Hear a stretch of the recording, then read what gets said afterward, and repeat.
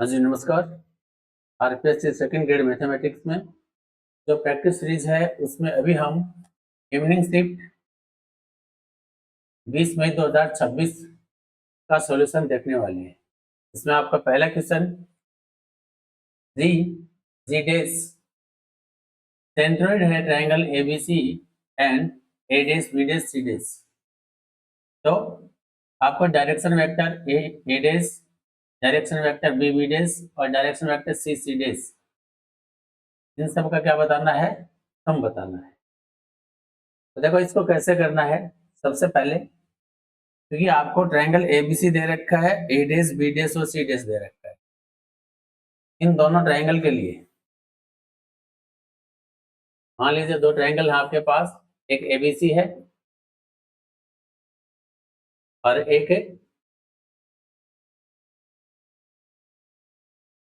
ए dash b dash और सी डेस। अगर हम मूल बिंदु के सापेक्ष अगर हम मूल बिंदु के सापेक्ष इन तीनों शीर्ष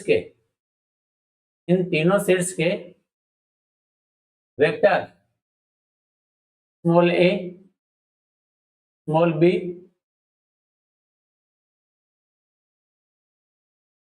इसके लिए स्मॉल ए, इसके लिए स्मॉल बी और इसके लिए स्मॉल सी, और ऐसे ही ए डेस के लिए स्मॉल ए डेस, स्मॉल बी डेस और स्मॉल सी डेस। तो यहाँ पर जो स्मॉल ए बी सी है या स्मॉल ए डेस बी डेस सी डेस है, ये क्या है, मूल बिंदु से त्रिभुज के शीर्षों का क्या है, पोजीशन वेक्टर है, पोजीशन वेक्टर है, स्थिति सदिश।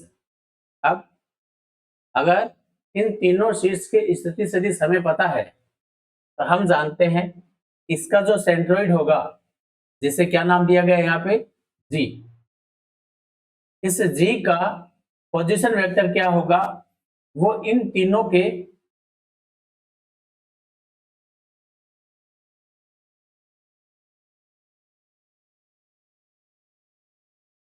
योग का 1/3 होगा। ऐसे ही अगर जी डेस का पोजीशन वेक्टर निकालेंगे तो वो होगा a dash plus b dash plus c dash का 1/3 यानी कि बटा 3 करेंगे। इस प्रकार हमारे पास सेंट्रोइड जी और जी डेस इन दोनों के पोजीशन वेक्टर आ चुके हैं। अब अगर आपको डायरेक्शन वेक्टर जी जी डेस बताना है, ध्यान रखना, जी जी डेस करें अगर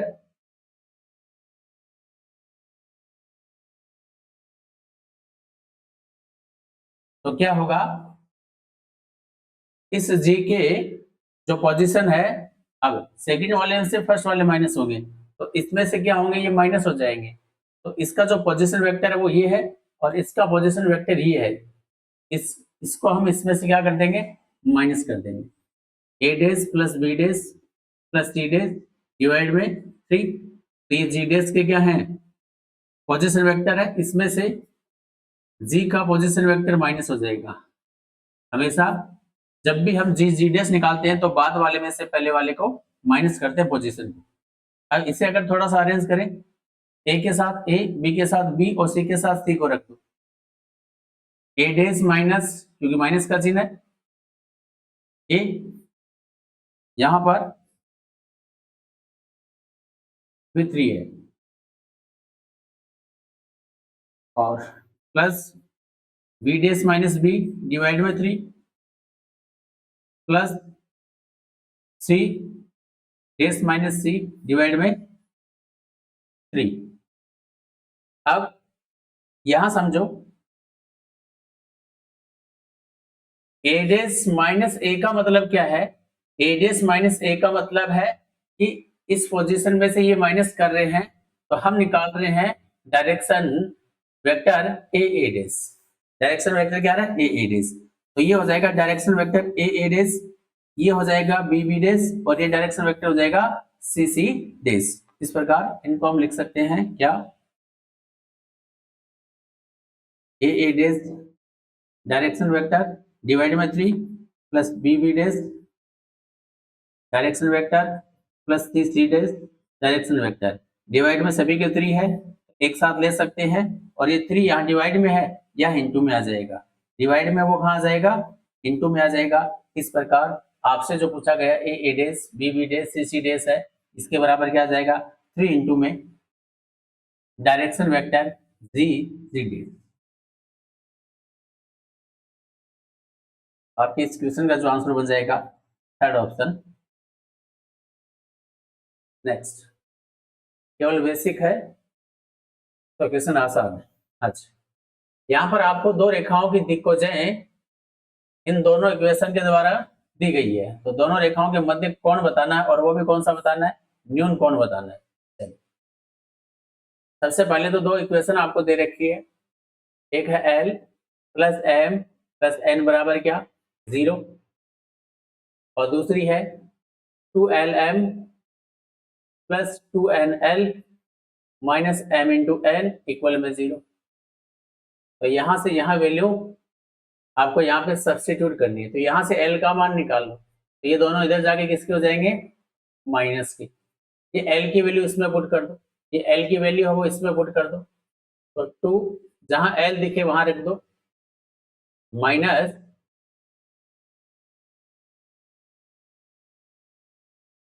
m प्लस एन इंटू में m प्लस 2NL, यहाँ m की जगह माइनस आ जाएगा, तो माइनस माइनस क्या हो जाएगा, प्लस, सॉरी यहाँ L की जगह लेना है, तो यहाँ पे क्या आ जाएगा, माइनस का चिन्ह। तो ये L है, माइनस में है, तो यहाँ किसका चिन्ह आ जाएगा, माइनस का, और 2 आ जाएगा, n आ जाएगा, इंटू में m प्लस n आ जाएगा।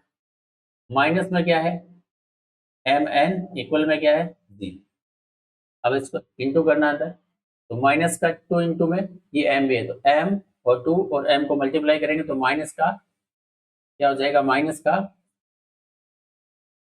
2m स्क्वायर, इसको m को गुणा करेंगे तो माइनस का 2mn, फिर आ जाओ यहाँ 2 माइनस का 2mn और minus into plus minus 2n into में n 2n स्क्वायर, और माइनस का क्या है, mn, माइनस का क्या, mn बराबर में क्या है, 0। तो ये माइनस का इन सब को उस साइड में ले जाओ, साइन चेंज हो जाएगा, तो माइनस का 2m स्क्वायर है वो प्लस का हो जाएगा, ये माइनस का 2 और माइनस का 1, तो माइनस के 5 mn उधर जाके प्लस के हो जाएंगे, और ये माइनस का 2n स्क्वायर उधर जाके प्लस का हो जाएगा, इधर बराबर में बचेगा 0। द्विघात समीकरण है, फैक्टर मेथड से इसे हल करते हैं, तो 5mn के फैक्टर करेंगे तो 4mn plus 2n square equal में क्या, 0। यहाँ से क्या कॉमन आ रहा है, 2m, क्या बचेगा, m प्लस 2 इंटू 2 4, यहाँ से क्या कॉमन आएगा, केवल n, तो क्या बचेगा, m प्लस 2n। इस प्रकार आपके पास m प्लस 2n और 2m प्लस n दो फैक्टर हो गए, तो आपके सामने दो स्थितियां हो गई। कितनी स्थितियां हो गई, 2। अच्छा, आपके पास यहाँ पर दो स्थितियां आ चुकी है। एक क्या है, अगर m प्लस 2n को हम 0 ले, और दूसरी है 2m प्लस n को 0 ले। आपके सामने यहाँ पे दो स्थितियां, अगर m प्लस 2n को अगर 0 ले, आपके पास m बराबर आ जाता है -2n, m बराबर क्या आ जाता है, -2n। अब यहाँ इसकी मदद लेंगे, l बराबर माइनस m प्लस n है, इसकी मदद लेंगे। यहाँ पर l minus m plus n है, तो ये m की वैल्यू यहाँ पुट कर देंगे, आपके पास आ जाएगा l बराबर माइनस का 2n, तो क्या बचेगा, माइनस का n, और माइनस का n बचेगा, ये माइनस माइनस क्या हो जाएगा, प्लस n, l बराबर n आ जाएगा। अगर l बराबर n है, अगर l बराबर n है, तो ध्यान देना यहाँ पे l बराबर n है और m बराबर -2n है, lmn का रेशियो बन जाएगा। यहाँ पे lmn का क्या बन जाएगा, रेशियो। कैसे?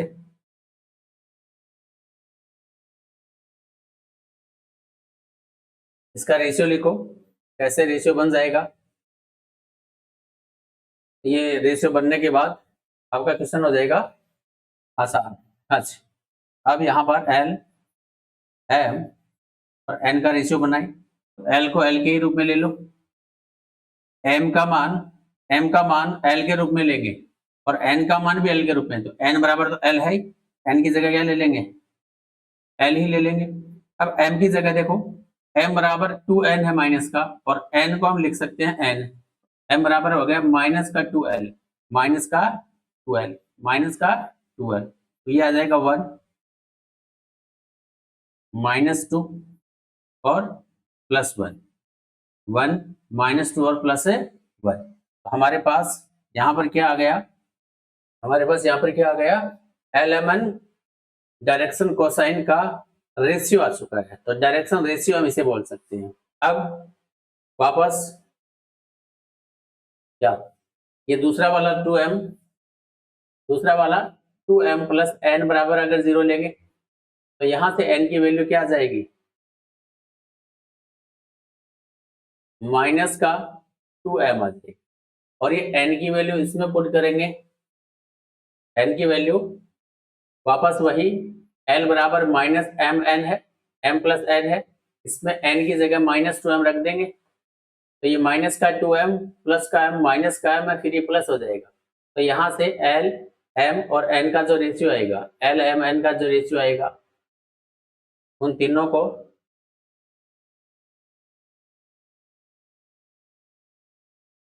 l के रूप में या n के रूप में हम लिख सकते हैं, ठीक है ना?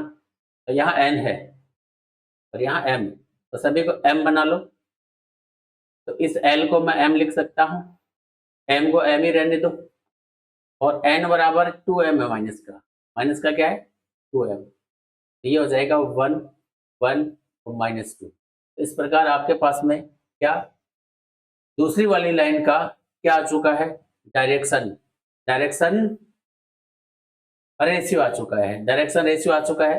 तो अब आपके पास तो डायरेक्ट यहाँ पर फॉर्मूला ही लगाना है, किसका? एंगल का। एंगल निकालने का फॉर्मूला होता है, जब आपके पास डायरेक्शन रेशियो हो तो कोस थीटा बराबर उनका डॉट प्रोडक्ट, तो 1 × 1 1, -2 × +1 -2, प्लस इंटू -2 डिवाइड में इसका मैग्नीट्यूड 1 का स्क्वायर 1, 2 का स्क्वायर 4 और 1 का स्क्वायर 1, इंटू में 1 का स्क्वायर 1, 1 का स्क्वायर 1 और 2 का स्क्वायर 4, कितना हो जाएगा? -4 प्लस का 1, तो -3 है लेकिन प्लस में लेना है, डिवाइड में √6 और √6, तो ये 6 हो जाएगा। तो कोस थीटा की वैल्यू 3/6 है, तो कोस थीटा की जो वैल्यू है वो आ गई 1/2, और हमें बताया कि कोस का मान 1/2 60 डिग्री पे होता है, तो थीटा की वैल्यू कितनी आ गई? यहाँ पे थीटा की वैल्यू आ गई 60 डिग्री। तो इसका मतलब उन दोनों के बीच में जो एंगल है वो 60 डिग्री का है। कितने का है? 60 डिग्री का है, 60 डिग्री का है। नेक्स्ट, अच्छा, समुच्चय का है, इसमें क्या कहा है कि एक सेट है, इसके उपसमुच्चय की संख्या बतानी है, अवयव सी को रखना है परंतु डी को नहीं रखना, तो ये पे कंडीशन लगा रखी है, डी को तो रखना ही नहीं है, तो यहाँ पर क्या करना है आपको? डी को नहीं रखना, तो आप केवल एक ऐसा सेट बनाओ जिसमें डी नहीं है, ए बी सी डी नहीं है, एलिमेंट बचे 4, लेकिन कह रहा है कि ऐसे उपसमुच्चय चाहिए जिसमें डी तो नहीं होना चाहिए, तो इसमें डी नहीं है लेकिन सी हर में रहना चाहिए, सी हर में रहना चाहिए। जब इसके उपसमुच्चय निकालेंगे तो 1 2 3 4, 2 की पावर 4 होंगे, लेकिन ये जितने भी उपसमुच्चय है इनमें वो वाले सबसेट भी शामिल हो गए जिनमें सी नहीं था, जबकि हमें सी सब में चाहिए। हमें ध्यान रखना है इन 4 एलिमेंट में से, इन 4 एलिमेंट से अगर उपसमुच्चय बनेंगे तो किसमें सी शामिल नहीं होगा? जब ए, बी और ई, इन तीनों से जितने भी सबसेट बनेंगे, क्योंकि यहाँ पे ए अकेले से भी बनेगा, ए और बी से भी बनेगा, ए बी और सी से मिलके भी बनेगा। तो ए बी और सी से मिलकर, इन तीनों से मिलकर या अलग अलग जितने भी उपसमूह से बनेंगे उनमें सी नहीं होगा, तो वो हमें यहाँ माइनस करना होगा। वो हमें क्या करना पड़ेगा यहाँ पे माइनस, तो माइनस 1 2 3, तो यहाँ पे 2 की पावर 3 कॉमन आ जाएगा, ब्रैकेट में बचेगा 2 - 1, वैल्यू आ जाएगी 8 × 1 यानी कि, तो सिंपल है, इस क्वेश्चन का आंसर हो जाएगा। नेक्स्ट, किसी समतल में स्थित 10 बिंदुओं में से 6 बिंदु एक ही सरल रेखा पर है। तो एक बार आप ये मान लो यहाँ पर कि 10 बिंदु है और 3 बिंदुओं को मिला के बनाए गए त्रिभुजों की संख्या बतानी है। तो 10 बिंदुओं में से अगर आपको 3 बिंदुओं का सिलेक्शन करना है जिससे त्रिभुज बन रहा है, तो टोटल त्रिभुजों की संख्या इससे आ जाएगी। लेकिन हमें दे रखा है कि उन 10 में से 6 है ना, 6 वो एक सरल रेखा पर है, इसका मतलब 6 क्या है, एक ही लाइन पर है। अगर उन 6 बिंदुओं से, अगर उन 6 बिंदुओं से 3 बिंदुओं को लेकर ट्रायंगल बनाएंगे तो वो ट्रायंगल नहीं बनेंगे, क्योंकि वो 6 बिंदु एक ही लाइन पे है, तो वहां 3 बिंदु भी एक ही लाइन पे होंगे, तो वहां त्रिभुज नहीं बनेंगे। अब ध्यान देना, इन 10 बिंदुओं में 3 बिंदुओं को लेकर इतने त्रिभुज बन सकते हैं टोटल, लेकिन इन 10 के 10 बिंदुओं में तो 6 बिंदु एक ही लाइन पे है, और एक ही लाइन पे बिंदु होते हैं तो वहां त्रिभुज नहीं बनते। जबकि यहां हमने उन त्रिभुजों को शामिल कर लिया, तो वो त्रिभुज हमें क्या करना पड़ेगा माइनस। कितने माइनस करने हैं, जो 6 बिंदु एक ही लाइन पे है और उन 6 में से हमने 3 बिंदु लेके त्रिभुज बनाए, तो ये वाले त्रिभुज है वो माइनस हो जाएंगे जो हमने एक ही लाइन पे उपस्थित बिंदुओं से बना दिए। इस प्रकार इस क्वेश्चन का जो आंसर है वो हो जाएगा आपके लिए आसान। तो 10 × 9 × 8 -6 × 3 × 2, तो यहाँ पर 2 से 4, तो 4 3 12 120, माइनस 3 × 2 3 × 2 6,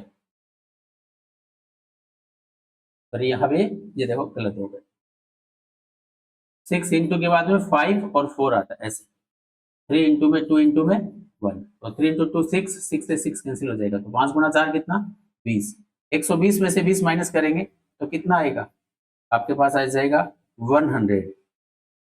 इस क्वेश्चन का आंसर हो जाएगा ऑप्शन बी।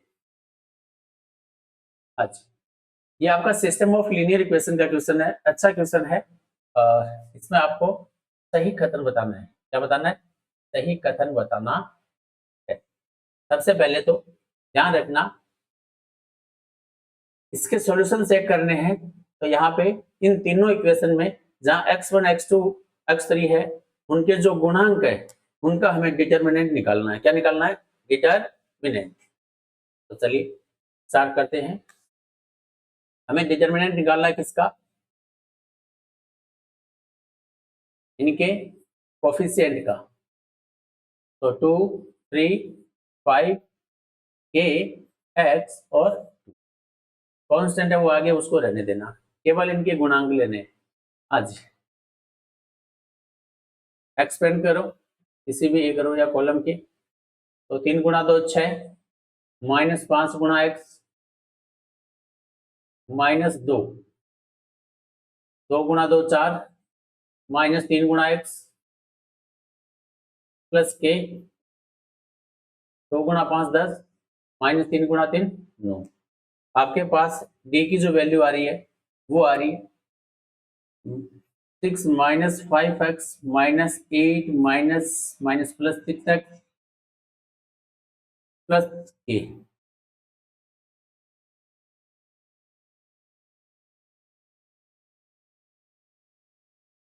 यहाँ पर एक मिस्टेक, x का तो कोफिशिएंट ही लेना था, यहाँ x3 का कोफिशिएंट 1 है, x3 का कोफिशिएंट क्या है 1 है।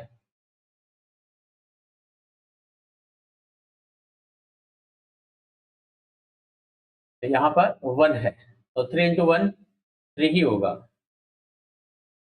2 के लिए, सॉरी ये 5 के लिए, 5 के लिए।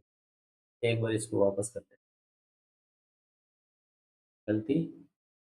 अच्छा 1, 3 × 2 6 -5 -2, 2 × 2 4 -3 और के प्लस और 5 इंटू 10 माइनस 3 इंटू, तो डी की वैल्यू क्या आ जाएगी, 1 माइनस 2 प्लस के, तो डी की वैल्यू आ रही है के माइनस 1, डी की वैल्यू क्या आ रही है, के माइनस 1।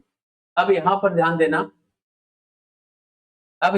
देना, अगर दो स्थितियां बनती है यहाँ पर, जब डिस्क्रिमिनेंट आ जाता है ना, आपके सामने दो स्थितियां यहाँ पर पैदा होती है, क्या, या तो डी है, वो नॉट इक्वल 0 होगा, या फिर डी है वो इक्वल 0 होगा। अगर डी नॉट इक्वल 0 है तो वहां यूनिक सॉल्यूशन होता है।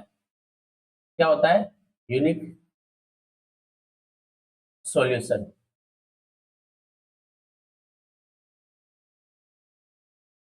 और जब डी बराबर 0 होता है तो वहां सॉल्यूशन हो भी सकते हैं, और सॉल्यूशन होंगे तो वो अनेक होंगे, अनंत होंगे, या फिर कोई भी सॉल्यूशन नहीं होगा। ठीक है ना, वो हमें बाद में पता लगाना पड़ता है कि डी बराबर 0 पर ये जो सिस्टम है वो संगत है या असंगत है। लेकिन डी नॉट इक्वल 0 के लिए हमेशा ही संगत होता है, और जब संगत होगा तो उसका सॉल्यूशन होगा, नॉट इक्वल के लिए सॉल्यूशन एक ही होता है, यूनिक होता है। अब हम देखते हैं, अगर डी बराबर 0 है तो के माइनस 1 भी 0 लेना पड़ेगा। हम मान के चलें यूनिक सॉल्यूशन है, तो के है वो क्या आ जाएगा, नॉट इक्वल 1। इसका मतलब के नॉट इक्वल 1 के लिए ये सिस्टम हमेशा यूनिक सॉल्यूशन देगा। के नॉट इक्वल का मतलब क्या है, इसका मतलब है कि यहाँ पर के का मान है वो 0 लो, 2 लो, 3 लो, माइनस का 4 लो, माइनस का 1 लो, कोई सा भी नंबर ले लो, केवल एक को छोड़ दो। के नॉट इक्वल 1 का मतलब ये सब हम के मान रख सकते हैं। तो इन सब के लिए यूनिक सॉल्यूशन आएगा, चाहे आप 2 लो, 3 लो, 4। अब आ जाओ स्टेटमेंट पे, यूनिक सॉल्यूशन कब आएगा, जब के का मान 2 लेंगे। बिल्कुल सही बात है, क्योंकि के नॉट इक्वल 1 का मतलब है के ये सब मान होंगे, और ये सब मानों के लिए यूनिक सॉल्यूशन देगा, तो के का मान 2 लेंगे तो भी यूनिक ही आएगा। इसका मतलब पहला ही स्टेटमेंट यहाँ पे राइट है, पहला ही स्टेटमेंट क्या यहाँ पे राइट है।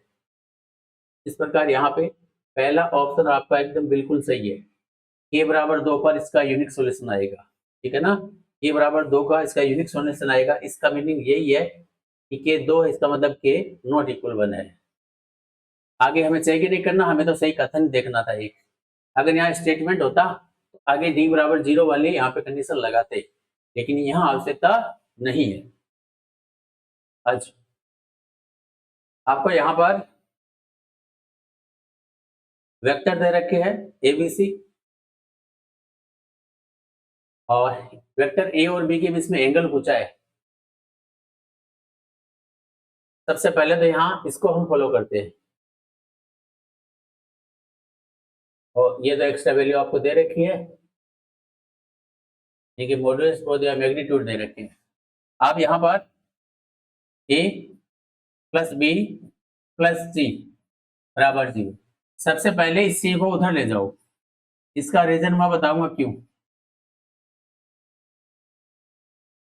इसका रीजन ये है कि हमें जो एंगल चाहिए वो ए और बी वेक्टर में चाहिए, इसलिए ए बी को एक तरफ रख लो, बाकी से उसको उधर ले जाओ। अगर ए और सी के बीच में चाहिए होता तो ए और सी को एक तरफ रखते, बी को उधर ले जाते। ठीक है, आगे अब हमें क्या करना है, दोनों तरफ इन स्वयं का ही इनके साथ में डॉट प्रोडक्ट निकालना है। डॉट कौन सा, डॉट प्रोडक्ट निकालना है। डॉट ही क्यों निकालना है उसका कारण भी समझ में आ जाएगा। ए, एक बार ये इनको छोड़ देता हूं यहाँ पे, का खुद के साथ ही क्या करना है, डॉट प्रोडक्ट। ठीक है ना, हाँ जी। तो ए प्लस बी है, इसको जब हल करेंगे नॉर्मल आइडेंटिटी के हिसाब से हल होगा, तो क्या हो जाएगा, 5 प्लस 2 इंटू में a dot b, a dot b बराबर में क्या हो जाएगा, माइनस माइनस प्लस हो जाएगा, सी की मैग्नीट्यूड का स्क्वायर हो जाएगा। अब यहाँ पर ये वैल्यू हमें पता है। अब आपको एक कारण यहाँ पे समझाता हूँ, क्या, यहाँ पे एक फॉर्मूला लिखता हूं मैं, क्या, एंगल निकालने का फॉर्मूला cos थीटा बराबर ए और बी का डॉट प्रोडक्ट डिवाइड में इनका मैग्नीट्यूड या मॉड्यूलस। क्योंकि यहाँ डॉट होता है, ए और बी में कौन सा प्रोडक्ट है, डॉट प्रोडक्ट है, इसलिए यहाँ पर मैंने दोनों तरफ डॉट प्रोडक्ट किया है। तो मैंने बताया ना कि डॉट ही क्यों लिया, क्रॉस क्यों नहीं लिया, क्योंकि एंगल निकालने के लिए हमें डॉट ही चाहिए। अब या तो यहाँ से ए डॉट बी निकाल के यहाँ पुट कर दो, कर देते हैं। आपके पास ए का मैग्नीट्यूड 3 है, 3 का स्क्वायर क्या हो जाएगा 9, बी का 5 है, 5 का स्क्वायर कितना हो जाएगा 25 प्लस 2 ए डॉट बी, और सी का कितना है 7, 7 का स्क्वायर क्या हो जाएगा 49। तो यहाँ से 9 प्लस 25 34 प्लस का उधर जाके माइनस हो जाएगा, तो 2 ए डॉट बी इक्वल में आ जाएगा 49 माइनस 35 सॉरी 34, तो कितना बचा 15/2, 15/2। ये ए डॉट बी यहाँ रख दो, आपका आंसर बन जाएगा। कितना है 15/2, डिवाइड में क्या लेना आपको, ए का मैग्नीट्यूड 3 और बी का 5, 3 और 5, 3 गुणा 5 15, 15 से 15 कैंसिल हो जाएगा। तो कोस थीटा की वैल्यू जो आपके पास आई वो 1/2 आई है, और हमें पता है कोस थीटा का जो मान होता है 1/2, वो कोस 60 डिग्री पे 60 का मतलब होता है पाई/3। तो थीटा का जो मान है वो पाई/3 आ जाएगा। इस क्वेश्चन का आंसर हो जाएगा ऑप्शन 4, ऑप्शन 4। हाँ जी, ये भी आसान है, ये भी आसान। यहाँ आपको मैं बता ही देता हूँ, इसको याद रखना है आपको। जब भी आयत या कोई समांतर चतुर्भुज की बात हो, चाहे वो आयत ही हो, अंदर कोई पॉइंट दे रखा हो, जैसे यहाँ ओ दे रखा है, ए बी सी और डी, जैसे ओ दे रखा है ये वाला पॉइंट, और साथ में एओडी, एओडी का एरिया दे रखा है 3 सेंटीमीटर स्क्वायर, और बीओसी, बीओसी का एरिया दे रखा है 6 सेंटीमीटर स्क्वायर। तो बताओ पूरे आयत का क्षेत्रफल कितना होगा। अब ध्यान क्या रखना है हमें, जैसे इसका एरिया है बीओसी का और एओ बी का, तो एक चीज यहाँ पे ध्यान रखनी है, आमने सामने दो त्रिभुज है, जैसे इसका ये वर्टिकल हो गए और ये वर्टिकल हो गए, इन दोनों का एरिया का योगफल और इन दोनों का एरिया का योगफल हमेशा बराबर होता है। ऐसा हम प्रूव कर सकते हैं इस पॉइंट से एक समांतर रेखा खींच के, और दो समांतर रेखाओं के बीच में, दो समांतर रेखाओं के बीच में एक ही बेस पर त्रिभुज और आयत बनते हैं, तो एरिया का अनुपात 1:2 होता है वहां पर, ठीक है ना। ऐसे इस त्रिभुज है, ये वाला त्रिभुज है इस पूरे आयत का आधा है, ये वाला त्रिभुज भी इस पूरे आयत का आधा है, ये वाला भी इस पूरे आयत का, और ये वाला भी। तो इस प्रकार इन दोनों का योगफल करेंगे तो वो पूरे आयत के क्षेत्रफल के, इन दोनों का योगफल का 2 गुना करेंगे, कितना गुना 2 गुना, तो पूरा आयत का क्षेत्रफल आ जाएगा, ठीक है ना। तो इन दोनों का योगफल इन दोनों के योग के बराबर होता है, ये हमें ध्यान रखना। Triangle DOC plus triangle AOB का योगफल कितना हो जाएगा, 3 + 6 9 ही हो जाएगा, कितना हो जाएगा 9।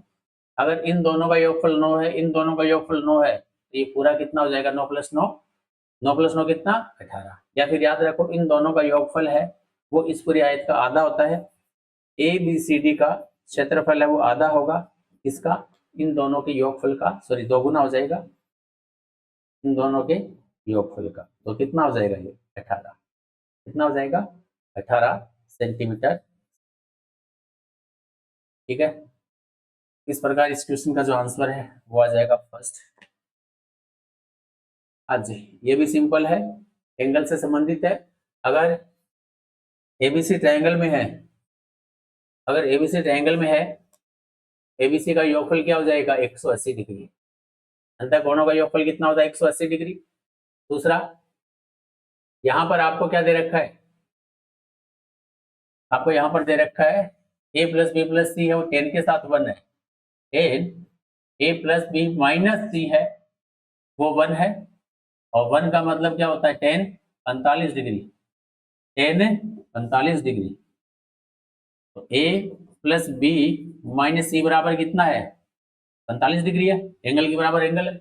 अगर a plus b minus c 45 है तो यहाँ से a प्लस बी की वैल्यू 180 माइनस सी, a प्लस बी की वैल्यू में 180 माइनस सी, 180 माइनस सी रख सकता हूँ, 180 माइनस सी, ये माइनस सी पहले से ही है, तो सी प्लस सी कितना आ जाएगा, टू सी माइनस का उधर जाके किसका हो जाएगा प्लस का, ये इधर आके किसका हो जाएगा माइनस का, 135, तो सी की वैल्यू आ जाएगी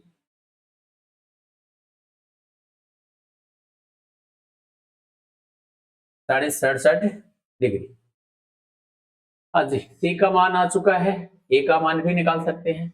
एक इक्वेशन और दे रखी है आपको यहाँ पर, सेक बी प्लस सी माइनस ए बराबर 2, सेक बी प्लस सी माइनस ए बराबर 2, और सेक का मान 2, क्योंकि कोस का मान 1/2 60 डिग्री पे होता है, तो सेक का मान भी कितने पे होता है 60 डिग्री पे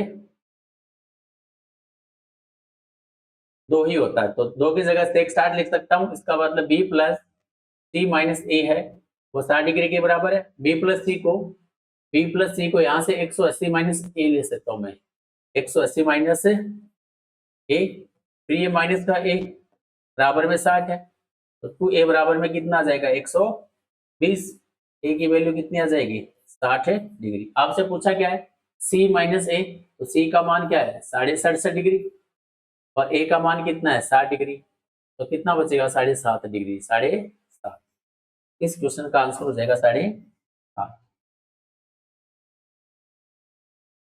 एक समांतर श्रेणी का दूसरा पांचवा नौवां पद गुणोत्तर में है। एक समांतर श्रेणी का दूसरा, एक समांतर श्रेणी में यदि पहला पद a है, सार्वय अनुपात सॉरी सार्वय अंतर है, कॉमन डिफरेंस अगर d है, तो दूसरा पद क्या होगा a प्लस डी होगा,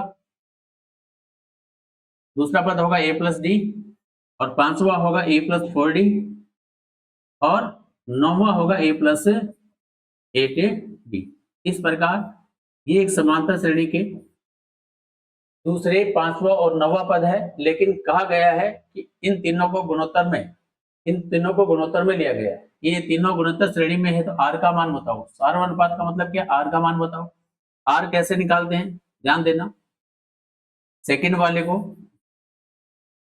डिवाइड करते हैं फर्स्ट वाले से, तब कॉमन रेशियो आ जाता है। ऐसे थर्ड को सेकंड से डिवाइड कर दो तो भी बात एक ही है, थर्ड को सेकंड से डिवाइड कर दो तो भी आपका आर का ही मान आता है। अगर इनको हल करेंगे तो ए और डी में रेशियो आ जाएगा, ए और डी का अनुपात आ जाएगा।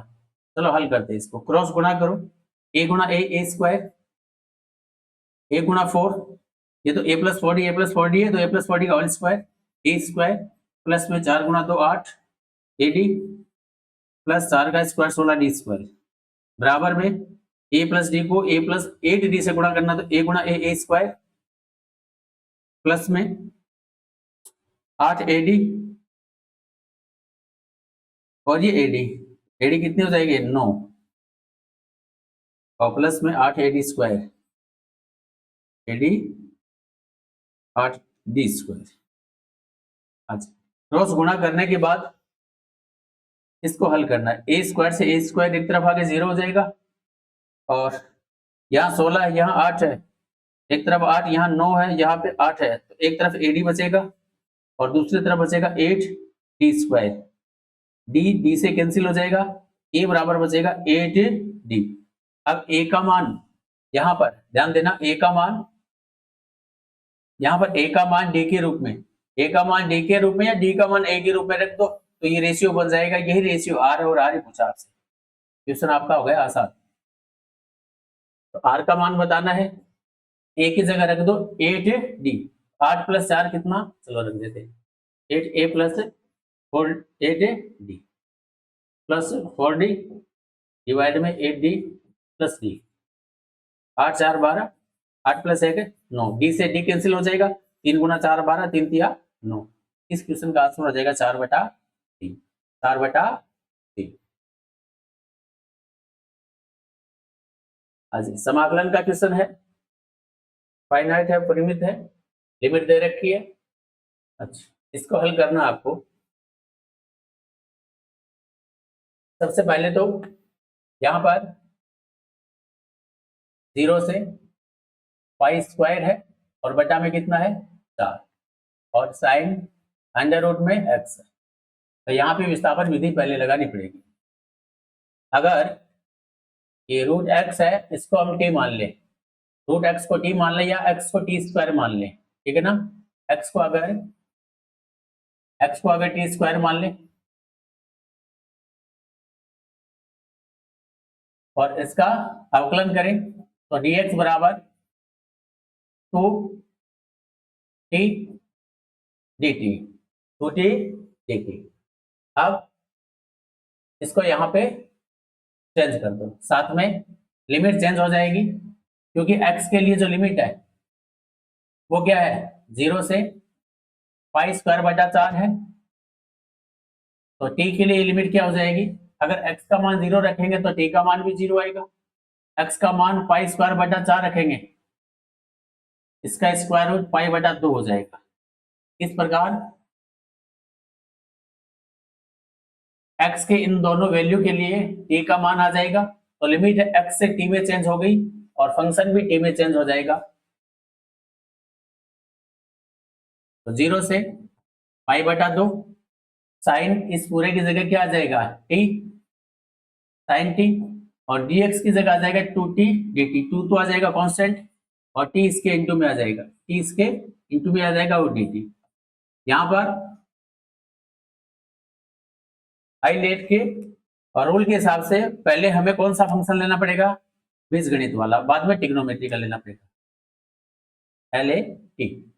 तो अलजेब्रिक पहले है, ट्रिग्नोमेट्रिक बाद में है। अब यहाँ पे ध्यान रखना है, जब दो फंक्शन गुणा में है इंटू में है तो यहाँ पर आप प्रोडक्ट रूल मत लगाना क्योंकि वो तो अवकलन में चलता है।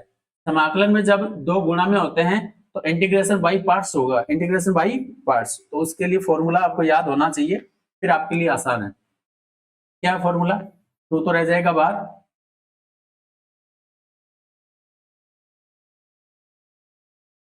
अच्छा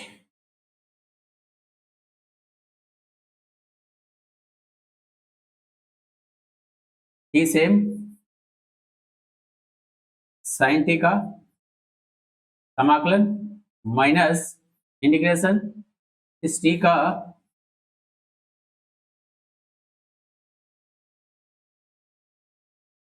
अवकलन और इस साइन टी डी टी, और इस पूरे का क्या लेना है फिर, अरे ब्रैकेट, ब्रैकेट लगाया है 2 बार इसके लिए।